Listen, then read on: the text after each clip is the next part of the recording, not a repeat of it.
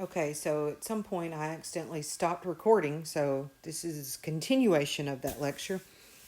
So this is the reaction we're looking at. Find each of these reactions on this table of standard reduction potentials. Realize this table shows only the reduction. It's just for convenience. It doesn't flip them around. So when you're looking for the oxidation reaction of the zinc on this table, it's going to show it backwards because the table only shows reduction reactions. Okay, so the zinc reaction is here. And be careful when you're looking for the copper because there's a couple of copper ones on there.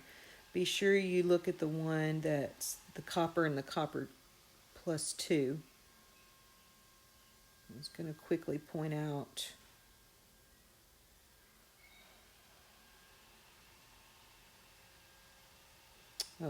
don't pick this one. See, it's the copper 2 and the copper 1. That's not what ours is. Okay, so just choose the right one. Okay, and you'll be given the equation. You know which reaction's going on because you're looking at this equation. So how we calculate the cell potential is, we said it just a second ago, it's the cathode, which is the reduction, minus the anode, which is the oxidation. Okay? This table lists, this is like an activity series. We use that in chapter 4, except this table also lists the voltage produced. And the way the table works is the cathode is always above and the anode is below. And so like when you're hooking up the wires on this, like here, when you're hooking up your cathode and your anode, you've got to be sure you put the cathode wire on the copper. See, cathode on the copper. And you've got to be sure that you put the anode wire on the zinc. If you attach these wires backwards, then your voltage would read a negative number. Okay? So let me show you how this is calculated. The oxidation happening at the cathode is a positive 0.34 volts. Minus the number happening at the anode, which I so conveniently wrote over, is a negative 0.76 volts. So this cell potential, if we punch that in our calculator, is 1.10 volts. Okay, that's what we saw in that diagram earlier, 1.10 volts. If you're familiar with, maybe you've gone and watched that little clip on Breaking Bad, if you had one cell set up of copper and zinc, it's 1.10 volts. If you connected these in sequence, like if you had another one by it and they were connected, that would double the voltage to 2.2. And then you would have another one, and that would add another 1.1 volts. And so that's what they do. That's on the show. And that's what, y'all, we're doing when we put batteries in, when we add 1, 2, 3, 4 batteries, we're adding the voltage of each cell.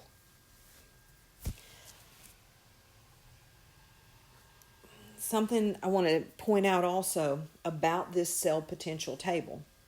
These are all intensive properties. Okay, intensive properties are things like boiling point, right? Water boils at 100 degrees Celsius. It doesn't matter if you have a cup of water or if you have a gallon of water. The amount doesn't matter. Water boils at 100 degrees Celsius. Same thing here. These reduction potentials are intensive properties. It would not matter if, I'm going to write on the slide, if we had gone in and had to double the copper or triple the zinc, whatever, that does not change these cell potentials. It is that cell potential no matter what happened in the balancing of the equation.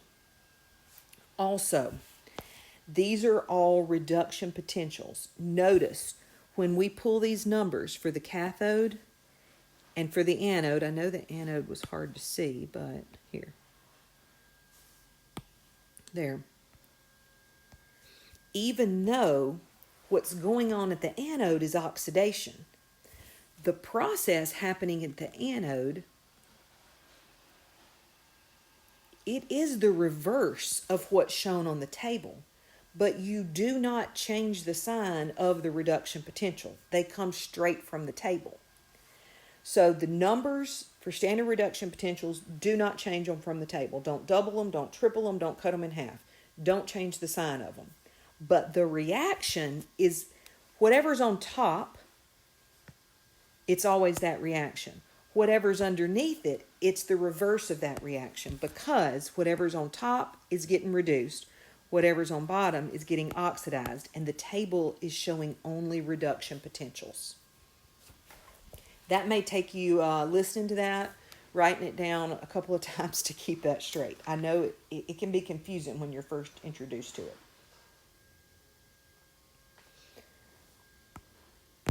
Okay, so that's a lot of talk about the copper zinc system. Let's do something different. Okay, hang on, I'm trying to pull that picture back in again.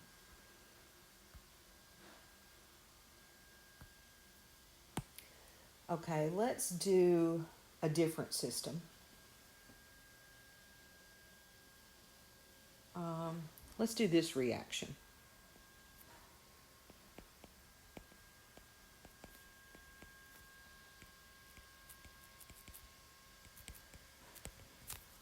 Okay, go ahead, split it into its half reactions.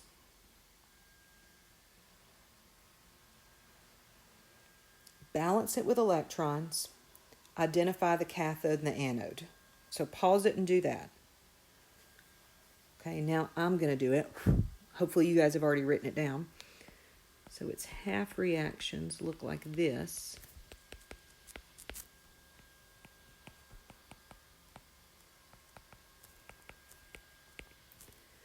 Notice I'm not flipping anything from the reaction I'm given. I'm writing it in the same order. Okay? So what is oxidized? What is reduced? Okay, the manganese is oxidized. The zinc is reduced. Now we want to find these in the table. So pause it and find those in the table. It takes a second to look for them. Okay. Now this was different than the previous one. See, in the copper zinc reaction, we had the zinc being oxidized. But look what's going on here. Cathode's always on top. Anode's always on the bottom. So when we calculate the cell potential here, and we find the cathode's the zinc. Cathode's reduction.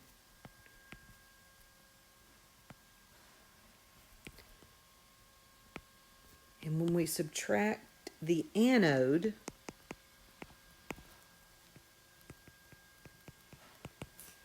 I don't have this one calculated.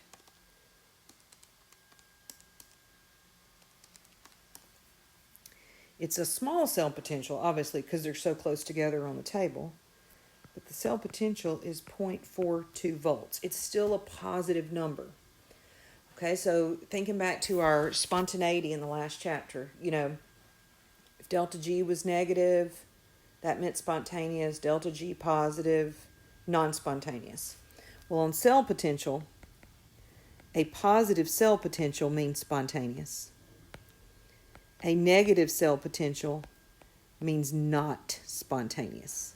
Okay, so this is positive. That means this will happen.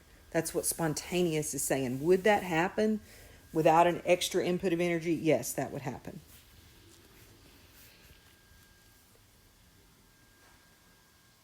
So what that's also telling us is if this reaction was shown written in reverse order, Could manganese be reduced and zinc be oxidized?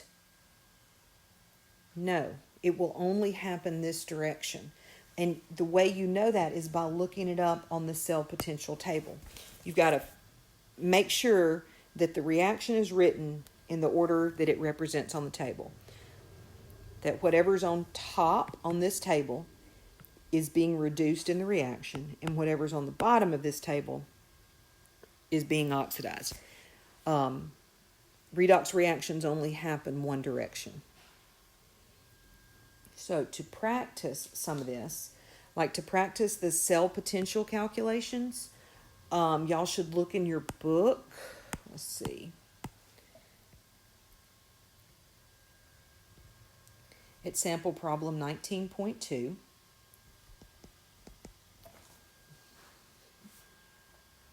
Okay. You can also do the practice A and B. Again, answers are at the end. Then go ahead and look at sample problem 19.3. It'll get you thinking a little more about which one of these reactions will happen. And y'all, it's all about referencing that table and understanding that table. And then you could also look at the checkpoints. 19.3. And so again, in my book, 5th edition, let's see, this is on page 889. This starts on page 890, and the checkpoints are on page 891 in my book. That's about as far as we're going to do with electrochemistry. This goes into calculating, you can use cell potentials to calculate the Gibbs free energy. You can use cell potentials to calculate equilibrium constants. Oh, doesn't all that sound fun? But we're not going to do all that. I encourage y'all, if you're just interested in batteries and just a little bit about corrosion, because there's so much practical chemistry in this. Had we had the opportunity to do the presentations that I wanted y'all to do, I just decided we'll just nix that, okay? But if you remember, at the end of Chem 2, y'all were going to pick a topic and do presentations. Every semester, somebody picks something to do with electrochemistry. Somebody talks about batteries. Somebody always talks about like hydrogen cells, solar power. And so there's a lot of practical chemistry here. Y'all should look in your book. Like section 19.6 talks about different batteries, and then 19.7 does electrolysis. There's a thing in there about corrosion, whether it's rust, which is bad, and most corrosion is bad. Why in, y'all know it, like on the beaches and saltwater systems, or up north where they put salt on the roads, the corrosion on cars is worse, because see, that salt is, that's providing a salt bridge to enhance the corrosion. So, there's just a lot of practical stuff that, it's not going to be on the test, but it's just if you want to learn more. So, that finishes chapter 19. I don't think I had, beyond the practice problems and the checkpoints, I did not choose any end of chapter problems. The ones I've assigned within the chapter will be sufficient. And then you guys work on the electrochemistry. And that's all.